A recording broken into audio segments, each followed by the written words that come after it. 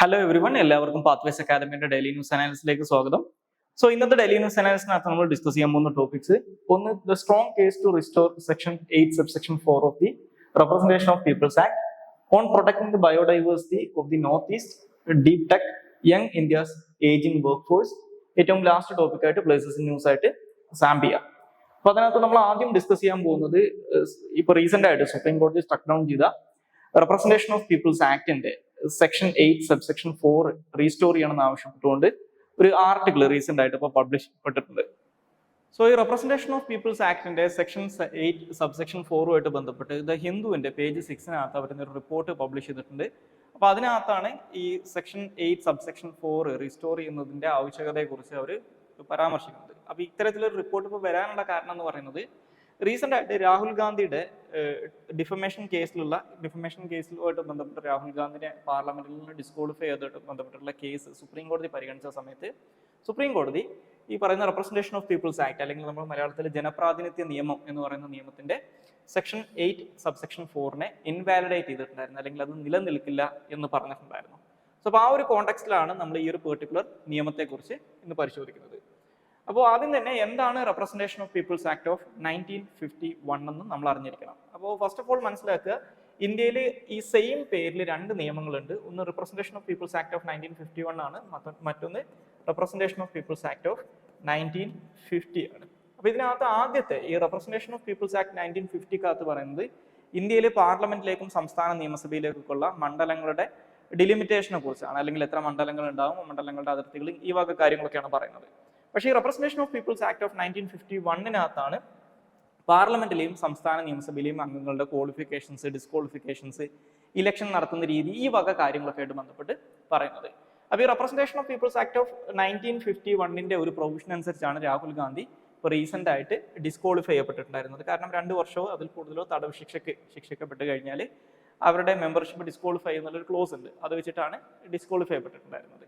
അപ്പോൾ ബേസിക്കലി ഈ പറയുന്ന representation of people's act of 1951 പറയുന്നത് ഈ പാർലമെന്റിലെയും സംസ്ഥാന നിയമസഭയിലെയും മെമ്പേഴ്സിന്റെ ഡിസ്ക്വാളിഫിക്കേഷൻസ്, അവരുടെ ക്വാളിഫിക്കേഷൻസ്, ഇലക്ഷൻ കറപ്റ്റ് പ്രാക്ടീസസ്, അതുപോലെ തന്നെ ഇലക്ഷൻസുമായിട്ട് ബന്ധപ്പെട്ടിട്ടുള്ള ഡിസ്പ്യൂട്ട് റെസൊല്യൂഷൻ, തർക്കങ്ങൾ എങ്ങനെ പരിഹരിക്കാം, ഇങ്ങനെയുള്ള കാര്യങ്ങളൊക്കെയാണ് ഇതിനകത്ത് ബേസിക്കലി പറയുന്നത്. ഇത് 1951 1951 എന്ന് പറയുന്ന സമയത്ത് മനസ്സിലാക്കുക, അന്ന് ഇന്ന് നമ്മൾ കാണുന്ന പാർലമെന്റ് നിലവിൽ വന്നിട്ടില്ല. ഇന്ത്യയുടെ പാർലമെന്റ് ഇന്ന് നമ്മൾ കാണുന്ന രീതിയിൽ നിലവിൽ വരുന്നത് 1952 1951 പകരം ഇന്ത്യക്ക് ഒരു പ്രൊവിഷണൽ പാർലമെന്റ് ഉണ്ടായിരുന്നു. അതായത് നമ്മുടെ കോൺസ്റ്റിറ്റ്യൂവന്റ് അസംബ്ലി തന്നെയാണ് പ്രൊവിഷണൽ പാർലമെന്റ് ആയിട്ട് വർക്ക് ചെയ്തിരുന്നത്. കോൺസ്റ്റിറ്റ്യൂവന്റ് അസംബ്ലിയുടെ ജോലിയൊക്കെ കഴിഞ്ഞെങ്കിലും ഒരു പ്രൊവിഷണൽ പാർലമെന്റ് എന്ന രീതിയിൽ അത് കണ്ടിന്യൂ ചെയ്തിട്ടുണ്ടായിരുന്നു.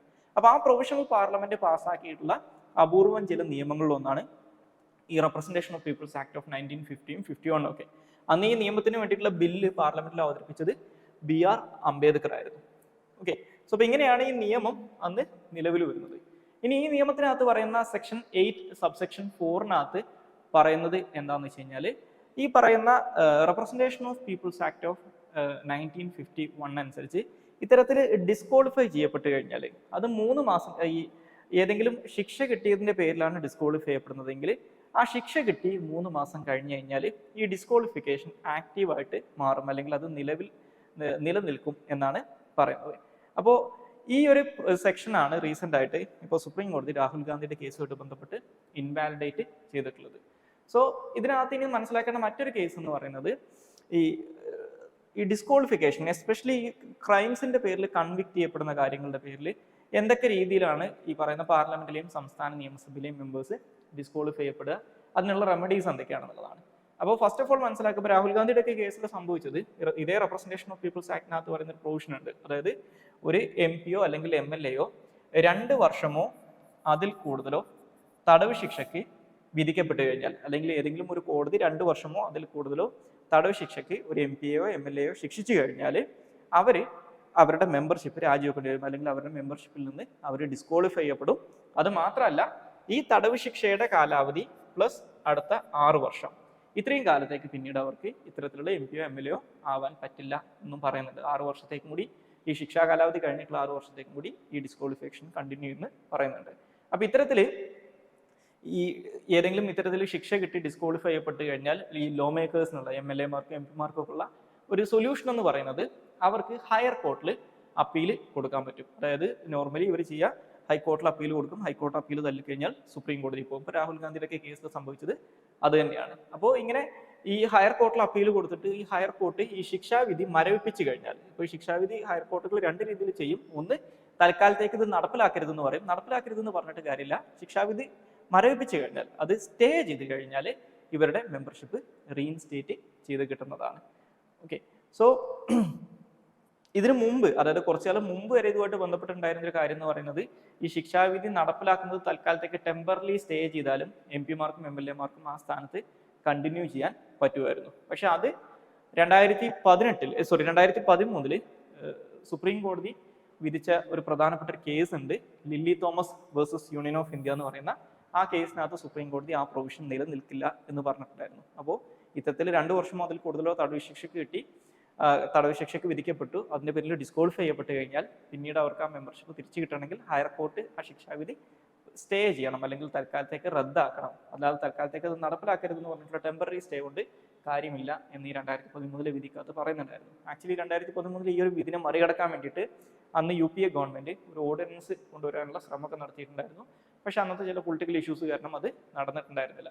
അതുപോലെ തന്നെ ഈ സെയിം കാര്യം തന്നെ, ഈ ലില്ലി തോമസ് കേസിൽ പറഞ്ഞ സെയിം കാര്യം തന്നെ ഒരു ലോക് Prahari versus Union of India എന്ന് പറയുന്ന 2018 കേസിലും സുപ്രീം കോടതി വീണ്ടും ആവർത്തിച്ചിട്ടുണ്ടായിരുന്നു, അത് നിലനിൽക്കില്ല എന്ന് പറഞ്ഞിട്ടുണ്ടായിരുന്നു.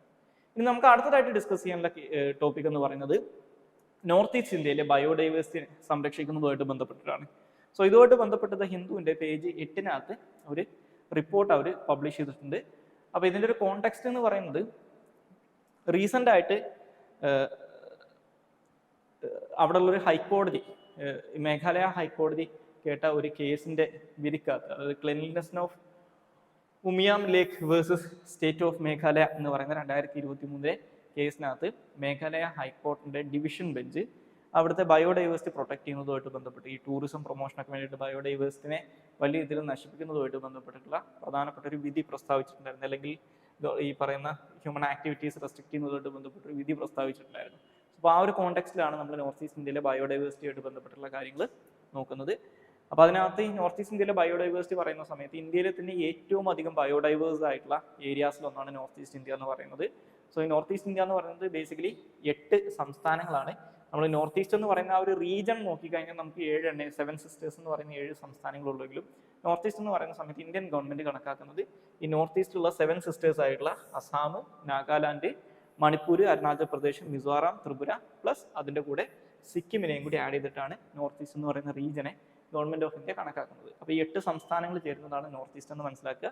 ഇന്ത്യയുടെ ടോട്ടൽ ലാൻഡ് ഏരിയന്റെ ഏകദേശം 7% അല്ലെങ്കിൽ 8% അടുത്ത് നോർത്ത് ഈസ്റ്റിന്റെ ഏരിയാസ് ആണ്. പക്ഷെ നോർത്ത് ഈസ്റ്റ് എന്ന് പറയുന്നത് ഹൈലി മൗണ്ടൈനസ് ആയിട്ടുള്ള, വലിയ രീതിയിൽ തിക്ലി വെജിറ്റേറ്റഡ് ആയിട്ടുള്ള, അല്ലെങ്കിൽ വലിയ രീതിയിൽ കൊടും കാടുകളുള്ള മൗണ്ടൈനസ് ആയിട്ടുള്ള ടെറൈൻ ആണ്. അതുകൊണ്ട് തന്നെ പോപ്പുലേഷൻ ഡെൻസിറ്റി എന്ന് പറയുന്നത് വളരെ കുറവാണ്. പക്ഷേ ഇത്തരത്തിലും മൗണ്ടൈനസ് ടെറൈനും വലിയ രീതിയിൽ കാടുകളുള്ള ഒരു പ്രദേശം ആയതുകൊണ്ട് തന്നെ ഇന്ത്യയിലെ ഫ്ലോറയുടെ, അല്ലെങ്കിൽ ഈ പറയുന്ന നമ്മൾ കാടുകളിലൊക്കെ കാണുന്ന സസ്യങ്ങളുടെ ഏകദേശം 50% ഈ നോർത്ത് ഈസ്റ്റിലാണ് ലൊക്കേറ്റ് ചെയ്തിരിക്കുന്നത് എന്ന് പറയുന്നുണ്ട്. അപ്പോൾ അതിനകത്ത് തന്നെ ഏകദേശം 800ഓളം സ്പീഷീസുകൾ നമുക്ക് ഈ നോർത്ത് ഈസ്റ്റിൽ കാണാൻ പറ്റും. അതിൽ തന്നെ ഏകദേശം 31% വരുന്നത് എൻഡമിക് ആണ്, അതായത് അവിടെ നാച്ചുറൽ ആയിട്ട് ഉണ്ടാകുന്നതാണ്, അവിടുത്തെ ലോക്കൽ ആയിട്ടുള്ള എൻഡമിക് ആയിട്ടുള്ള സ്പീഷീസ് ആണെന്ന് പറയുന്നുണ്ട്.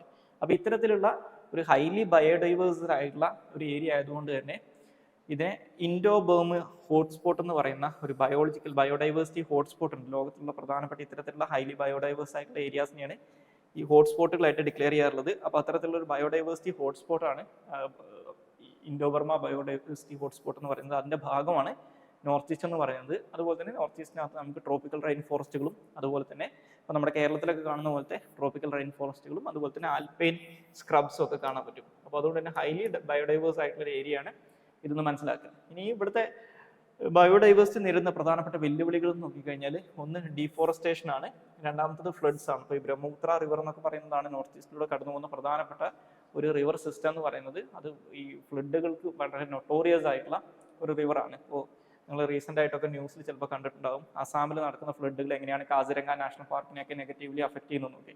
അതുപോലെ തന്നെ ഈ ഏരിയയിലുള്ള ഇൻഡസ്ട്രിയൽ ഡെവലപ്മെന്റ് അല്ലെങ്കിൽ സിറ്റി ഡെവലപ്മെന്റ് ഒക്കെ ഈ പറയുന്ന എൻവയോൺമെന്റിനെ അഡ്വേഴ്സ്ലി അഫക്ട് ചെയ്യുന്നുണ്ട്.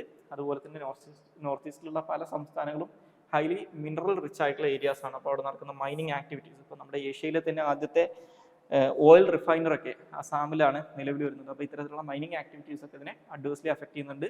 അതുപോലെ തന്നെ ഇപ്പോൾ റീസെൻ്റ് ആയിട്ട് ഇപ്പോൾ ചൈനയൊക്കെ ആയിട്ട് ബന്ധപ്പെട്ടുള്ള പ്രശ്നങ്ങളൊക്കെ ഉള്ളതുകൊണ്ട് തന്നെ നോർത്ത് ഈസ്റ്റ് എന്ന് പറയുന്ന റീജിയൻ ചൈനയുമായിട്ട് അതിർത്തി പങ്കിടുന്ന പ്രധാനപ്പെട്ട ഒരു ഏരിയ ആയതുകൊണ്ടും നമ്മുടെ ഗവൺമെൻറ് അവിടെ ഇൻഫ്രാസ്ട്രക്ചർ ഡെവലപ്മെൻറ്റ് പ്രൊജക്റ്റുകൾ, അതായത് മാസീവ് ആയിട്ടുള്ള ഇൻഫ്രാസ്ട്രക്ചർ ഡെവലപ്മെൻറ്റ് പ്രൊജക്റ്റുകൾക്ക് വലിയ പ്രാധാന്യം കൊടുക്കുന്നുണ്ട്.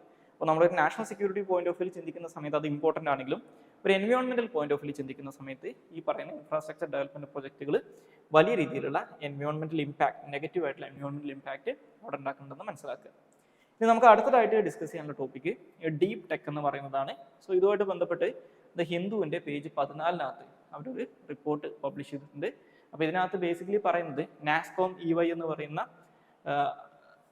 ഓർഗനൈസേഷൻ നടത്തിയിട്ടുള്ള സ്റ്റഡിക്കകത്ത് അല്ലെങ്കിൽ അവരുടെ അനാലിസിസിനകത്ത് പറയുന്നത് ഇന്ത്യയിലെ ഈ business to business SAS provide ചെയ്യുന്ന കമ്പനീസ്, അതിനകത്ത് ആർട്ടിഫിഷ്യൽ ഇൻ്റലിജൻസ്, അതുപോലെ തന്നെ മെഷീൻ ലേണിംഗ് എന്നീ ഡീപ്പ് ടെക്നോളജീസ് ആണ്. അതായത് 54% കേസിലും ഇത്തരത്തിലുള്ള ഡീപ്പ് ടെക്നോളജീസ് ആണ് അവർ യൂസ് ചെയ്യുന്നതെന്ന് പറയുന്നുണ്ട്. അപ്പോൾ എന്താണ് ഡീപ്പ് ടെക്നോളജീസ്, അതിൻ്റെ യൂസേജ് എന്താണ് തുടങ്ങിയ കാര്യങ്ങളാണ് നമ്മൾ ഇതിനകത്ത് ഡിസ്കസ് ചെയ്യുന്നത്.